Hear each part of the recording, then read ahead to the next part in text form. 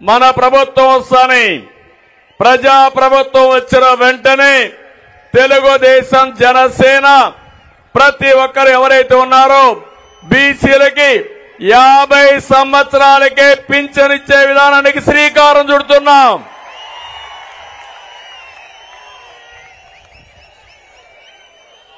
అందులో కూడా ఇప్పుడుండే పింఛన్ మీరు ఒక్కసారి గుర్తుపెట్టుకోండి. పింఛన్ ప్రారంభించింది ఎన్టీ రామారావు గారు 35 రూపాయలతో ప్రారంభించారు. దాన్ని 70 రూపాయలు నేనే చేశాను. తర్వాత వచ్చినప్పుడు 200 ఉంటే 200 నుంచి 2000 రూపాయలు చేసిన పార్టీ తెలుగుదేశం పార్టీ. ఇప్పుడు హామీ ఇస్తున్నా, అంచెల వారీగా వీళ్ళు చేశారు. అదే తెలుగుదేశం ఉంటే మొట్టమొదటిసారిగానే వచ్చేది 2019లో. రేపు రాబోయే రోజుల్లో ఈ 3000 పింఛన్ని 4000 రూపాయలు ఇచ్చే బాధ్యత తెలుగుదేశం జనసేన తీసుకుంటాం. బీసీ సప్లాన్ ఏం తమ్ముళ్ళు పెట్టారా వీళ్ళని మిమ్మల్ని అడుగుతున్నా. 15,000 కోట్లు సంవత్సరానికి చెప్పారా లేదా అని అడుగుతున్నా మిమ్మల్ని. 15 రూపాయలు పెట్టారని అడుగుతున్నా మిమ్మల్ని.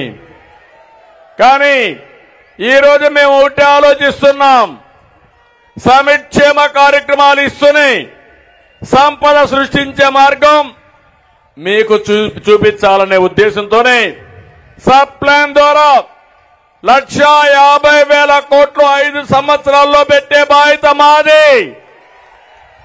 సంవత్సరానికి 30,000 కోట్లు చొప్పున 5 ఏళ్లలో 1,50,000 కోట్లు పెడతామని చెప్పి కూడా మీకు తెలియజేస్తున్నా.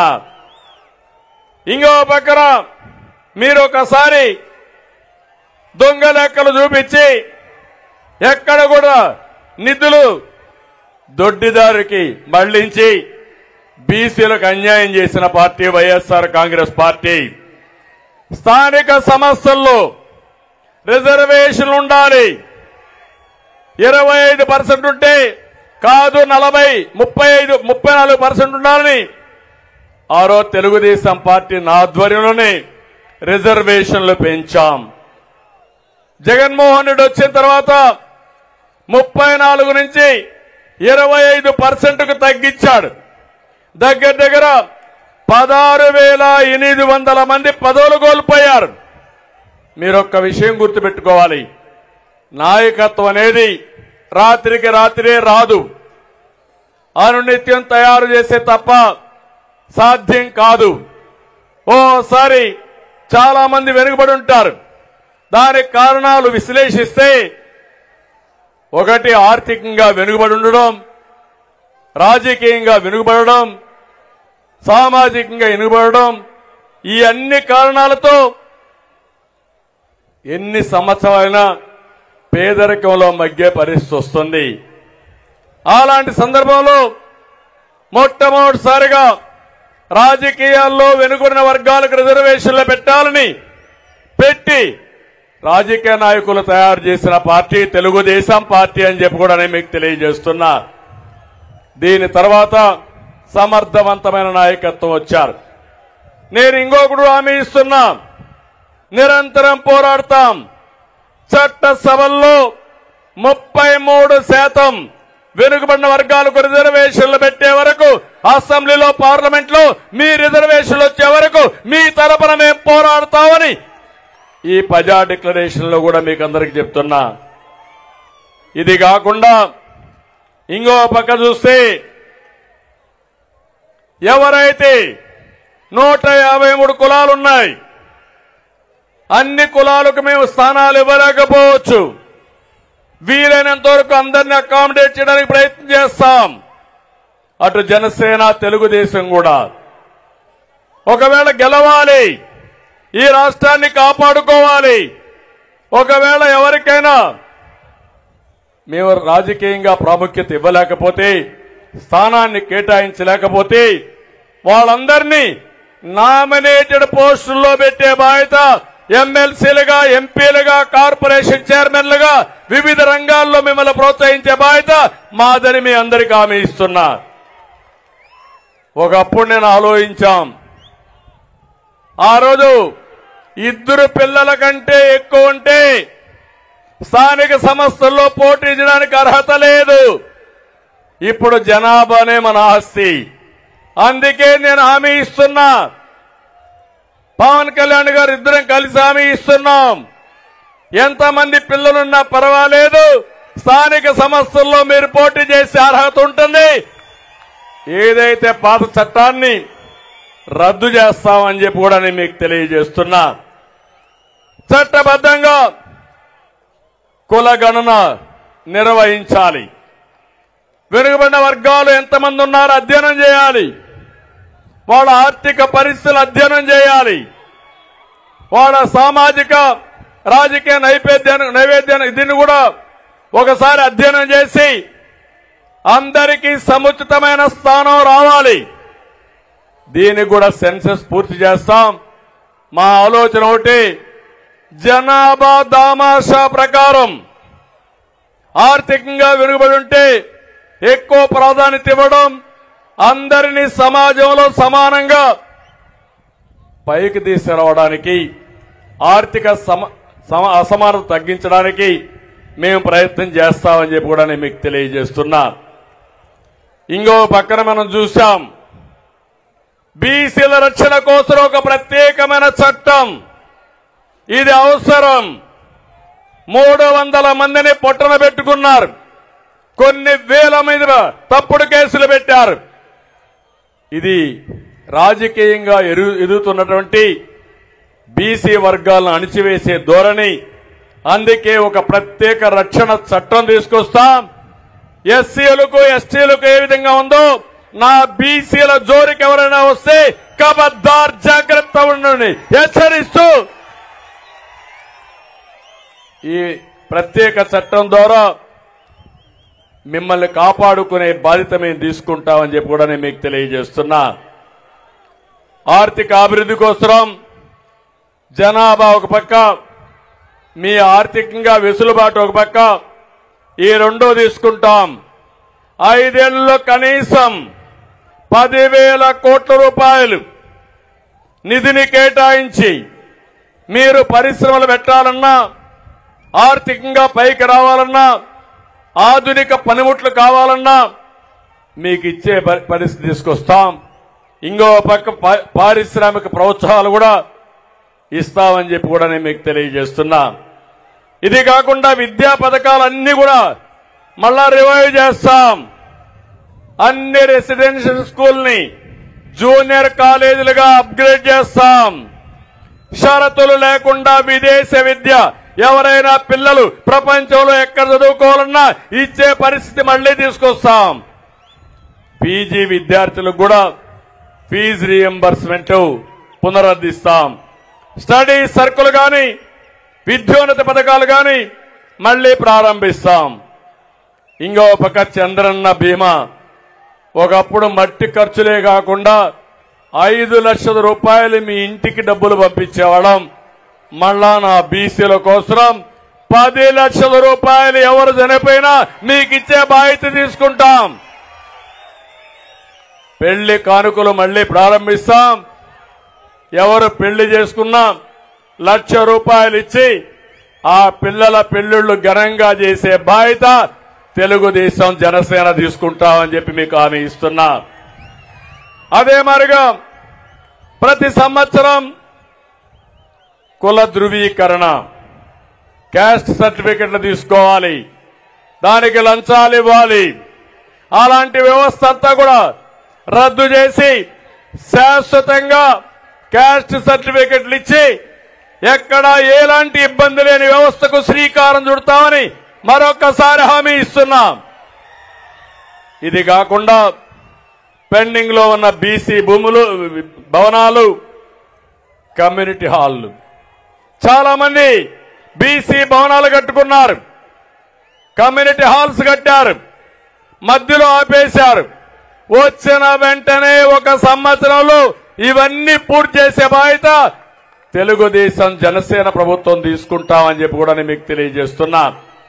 ఇది 10 సూత్రాలతో వెనుకబడిన వర్గాల కోసం బీసీ డిక్లరేషన్ తీసుకొచ్చాం. మీ దశ దిశ మార్చడానికి ఇది ఒక అవకాశం. 40 ఏళ్లుగా 42 ఏళ్లుగా ఆదరించారు.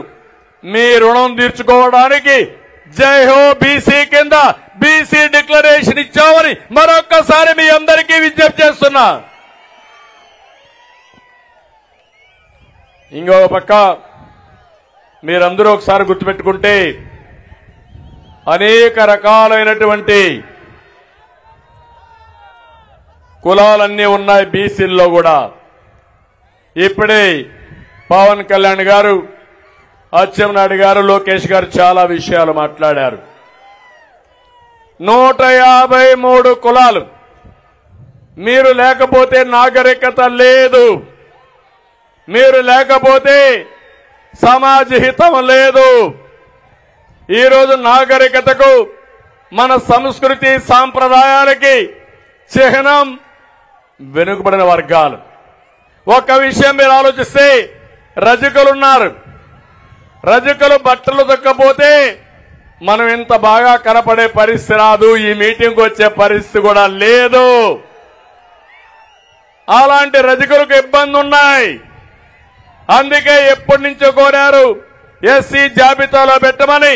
తప్పకుండా కేంద్రంతో ఒత్తిడి పెంచి సాధించే వరకు మీకు అండగా ఉంటామని మరొకసారి హామీ ఇస్తున్నాం. అదే మాదిరిగా చెరువులు, దోబీ ఘాట్లపై మీకు హక్కులుండేటివి, అవి కూడా తీసేశారు. ఇస్త్రీ పెట్లు ఇవ్వడం తీసేశారు. టీటీడీ దేవాలయాలు, ఆసుపత్రుల్లో మీకే కాంట్రాక్టులు ఉండేటివి. ఇలాంటి చాలా పోయే పరిస్థితి వచ్చాయి. దోబీ ఘాట్లకు 200 యూనిట్లు కరెంటు ఉచితంగా ఇస్తే దాన్ని కూడా దెబ్బతీశారు. నేను ఒకటి హామీ ఇస్తున్నా, ఈ విధంగా కొరబ,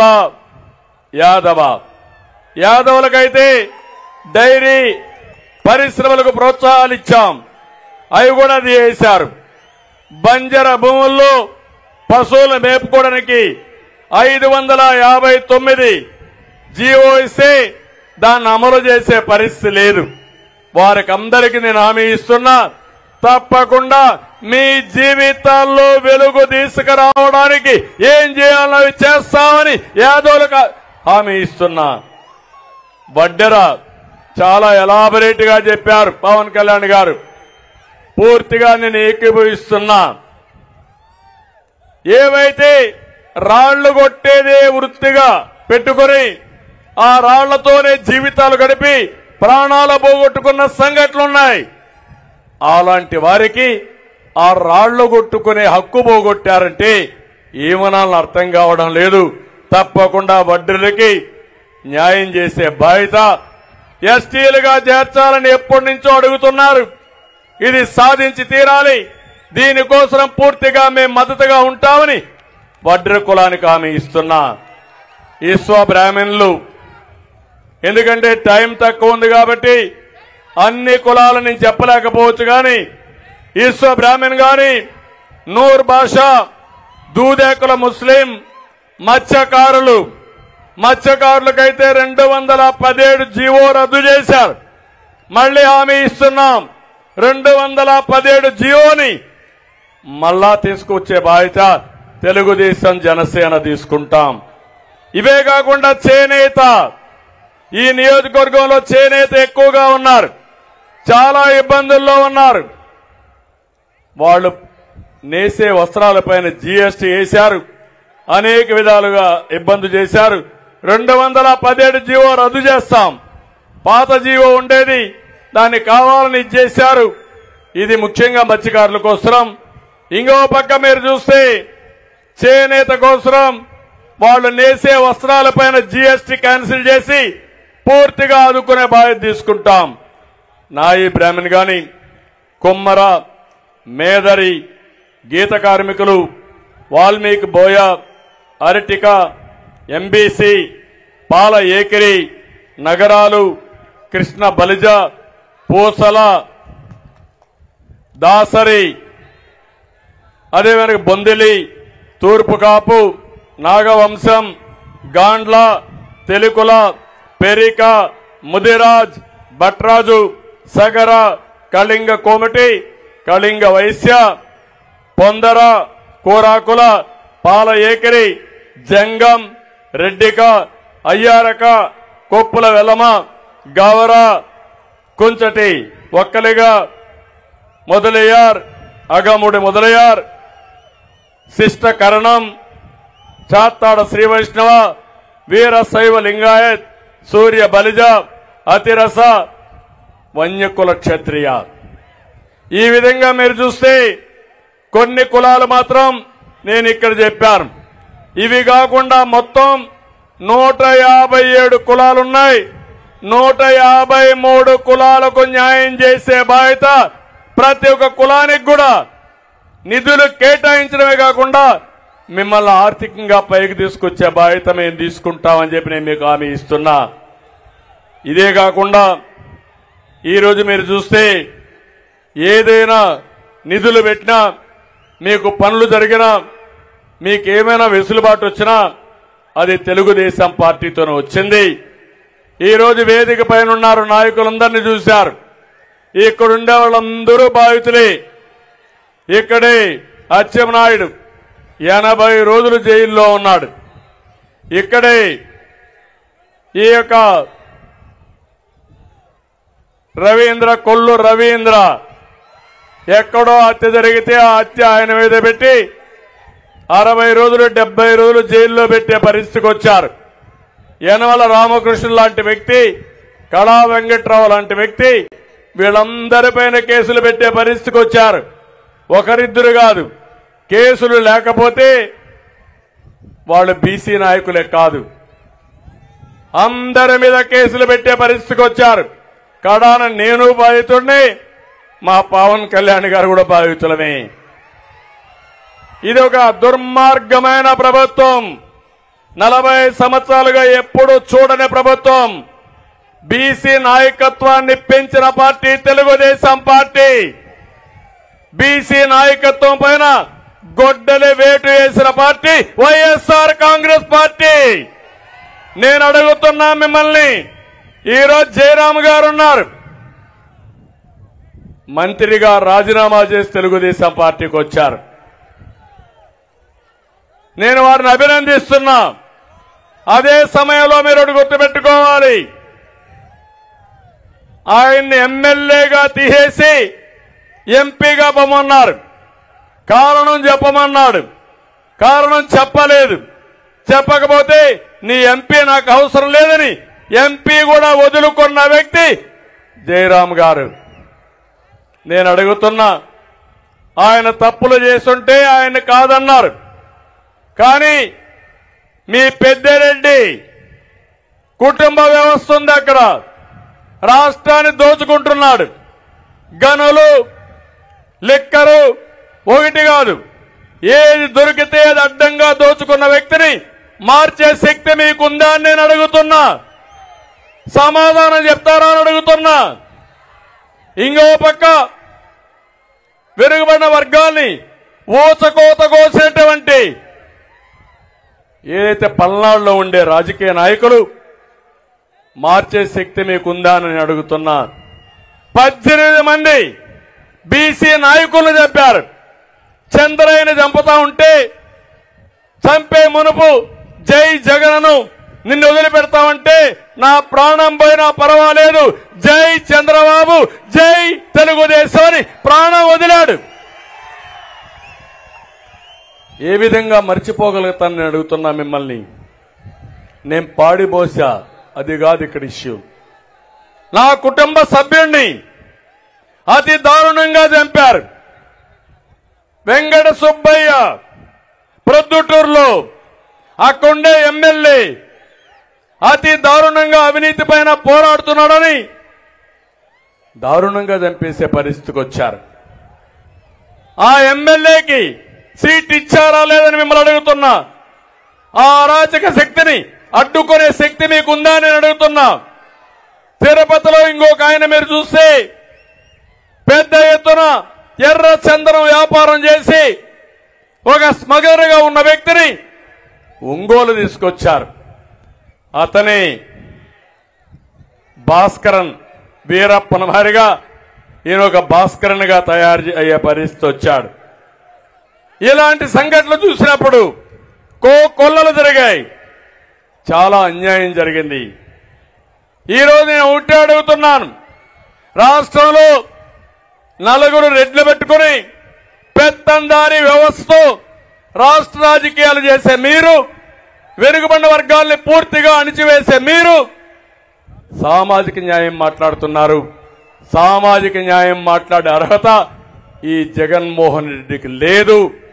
సామాజిక న్యాయం కంటే కూడా సామాజిక ద్రోహం చేసిన వ్యక్తి ఈ జగన్మోహన్ రెడ్డి గారని చెప్పి కూడా నేను మీకు తెలియజేస్తున్నా. అందుకే వెనుకబడిన వర్గాల నాయకత్వాన్ని తీసుకొస్తాం. రాజకీయంగా ఇప్పటికే మేము బిల్డప్ చేశాం. ఈ ఉద్యమాన్ని ముందుకు తీసుకుపోతాం.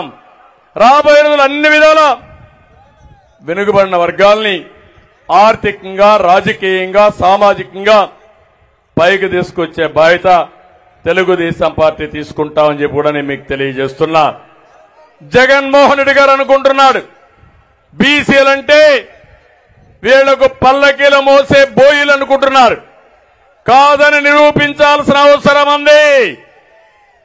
బీసీలు బ్యాక్వర్డ్ క్లాస్ కాదు, బ్యాక్ బోన్ సొసైటీ కానీ నిరూపించుకుంటామని జై హో బీసీ.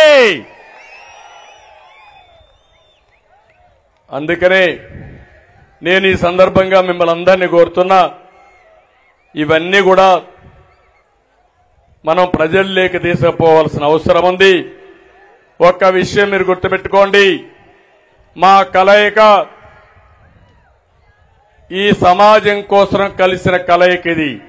నేను గాని పవన్ కళ్యాణ్ గారు గాని మా కోసరం కాదు, నాకు ముఖ్యమంత్రి పదవి కోసరం కాదు, పవన్ కళ్యాణ్ కో అధికారం కోసరం కాదు, ఆంధ్రప్రదేశ్ రాష్ట్రం యొక్క హితం కోసరం, ఈ రాష్ట్రాన్ని బాగు చేయడం కోసరం, భావితరాల భవిష్యత్తు కోసరం పోరాడే ధర్మ పోరాటం ఇది. ఆ రోజు కూడా 2014లో పవన్ కళ్యాణ్ గారు ఒకటే చెప్పారు, విభజన జరిగింది, ఇబ్బందులున్నాయి, ఇప్పుడు పోటీ చేస్తే ఓటు కూడా డివైడ్ అవుతుంది, కాబట్టి నేను పోటీ చేయనని బేషరతుగా సమాజం కోసం చెప్పిన వ్యక్తి పవన్ కళ్యాణ్ గారు. అక్కడి నుంచి అనేక సందర్భాల్లో వారు సంఘీభావాన్ని తెలియజేశారు. సమాజ హితం కోసం పోరాడాం.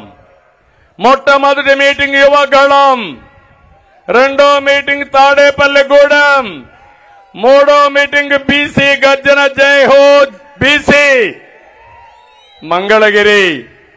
3 మీటింగులకి రాష్ట్రం మొత్తం వైసీపీ గిజగిజలాడుతున్నారు. ఓటమి తప్పదు. ఇంకొక 2-3 మీటింగులు అయితే మీకు అడ్రస్ కూడా గల్లంతో డిపాజిట్ కూడా రావు. ఈ విషయం గుర్తుపెట్టుకోవాల్సిందిగా హెచ్చరిస్తున్నా. ఇంకో పక్క ఈరోజు ఇక్కడికి వచ్చినప్పుడు మంగళగిరిలో కొన్ని విషయాలు చెప్పారు. ఇక్కడుండే ప్రతి ఒక్కరికి పూర్తి హక్కులు కల్పిస్తూ ఇంటి పట్టాలు ఇవ్వాలన్నారు. మంగళగిరి నియోజకవర్గంలో మీటింగ్ పెట్టాం కాబట్టి నేను ప్రత్యేకంగా హామీ ఇస్తున్నా, అందరికీ పట్టాలిచ్చే బాధ్యత తెలుగుదేశం పార్టీ తీసుకుంటామని హామీ ఇస్తున్నా. ఇది కాకుండా ఇక్కడుండే ప్రజల కోసం ఒక 20,000 ఇండ్లు టిట్కో కింద నిర్మాణం చేయమన్నారు. తప్పకుండా చేస్తామని చెప్పి హామీ ఇస్తున్నా. మంగళగిరి చేనేతకు ప్రపంచ స్థాయి గుర్తింపు వచ్చే విధంగా వాళ్ళ ఆదాయం పెంచడం కోసం ఒక కార్యక్రమం చేశారు.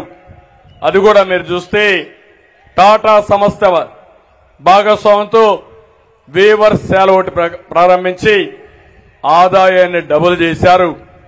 ఇది మంచి శుభ పరిణామం.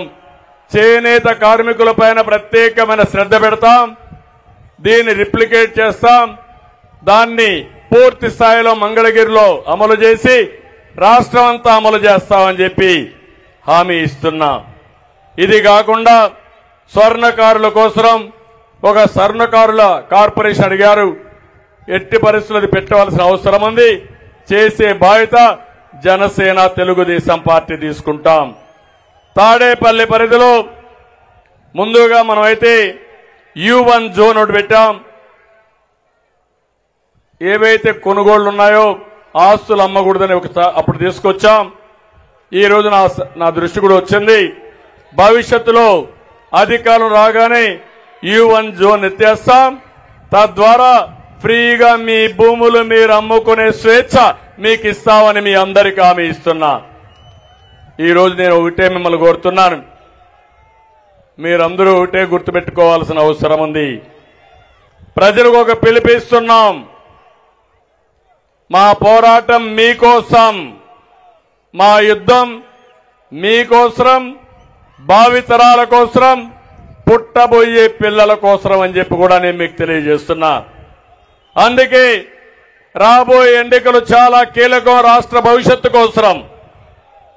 ఈ రెండు పార్టీల కలయిక చాలా హిస్టారికల్ గా అవసరం కూడా. అందుకే 5 కోట్ల ప్రజల కోసం, భవిష్యత్తు కోసం పోరాడుతున్నాం. ఈ రోజు మా కమిట్మెంట్ మీరు చూశారు. ఇప్పటికే అనేక సందర్భాల్లో నిరూపించుకున్నాం. ఈ రోజు మనం చూస్తే సూపర్ 6 కింద 6 ప్రోగ్రాములు ఇచ్చాం. ఈ రోజు బీసీ డిక్లరేషన్ తో ముందుకొచ్చాం. భవిష్యత్తులో అన్ని వర్గాల్ని ఆదుకోవడానికి, అన్ని కులాల్ని, అన్ని ప్రాంతాల్లో అన్ని వర్గాల్ని ఆదుకుంటూ వారికి సముచితమైన గౌరవం, సముచితమైన అభివృద్ధి చేయడం కోసం ముందుకు పోయే విధంగా ప్రణాళిక తీసుకొస్తాం. 5 సంవత్సరాలు చిత్తశుద్ధితో అమలు చేసి ఏదైతే నష్టపోయిన రాష్ట్రాన్ని మళ్లీ ఘాట్లో పెట్టడానికి మా ప్రయత్నాలు మేము చేస్తాం. దీనికి పూర్తిగా సహకరించమని మిమ్మల్ని అందరినీ కోరుకుంటూ, సహకరిస్తారని చెప్పి ఆశిస్తూ, మరొకసారి మీ అందరికి కూడా రాష్ట్రంలో ఉండే బీసీలకందరికీ జై హో బీసీ నినాదంతో అందరికీ నమస్కారాలు.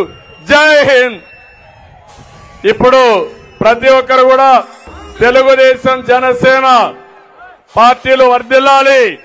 తెలుగుదేశం జనసేన వర్ధిల్లాలి.